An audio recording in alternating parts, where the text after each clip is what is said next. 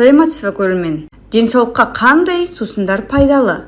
Бүгінгі видеом осы сұраққа жауап болмақ. Алдымен видеоны жоғалтып алмас үшін видеоны сақтап, лайк басып қойыңыз. Денсаулық қалыпты болу үшін қандай сусындар ішу керектігін білесіз бе? Су асқазандағы токсиндерді шығарып, асқазан қызметін қалыпта ұстайды. Сонымен қатар қан тамырлары мен буындарға да күтім жасайды. Анар шырыны жүрек қызметі мен қан тамырларын қалыпқа келтіреді. Сондай-ақ қан қысымының артуы мен қаназдық ауруы кезінде пайдасы мол сусын. Жалбыз шайы асқазан сөліне игі әсер етіп, қан қысымын азайтып, ұйқысыздықпен күреседі. Айран ас қорыту жүйесін қалыпқа келтіреді. Алма шырыны бүйрек пен қуық қабыршағының қызметіне игі әсер етеді. Мүкжидек морсы бұл сусын иммунитетті нығайтады.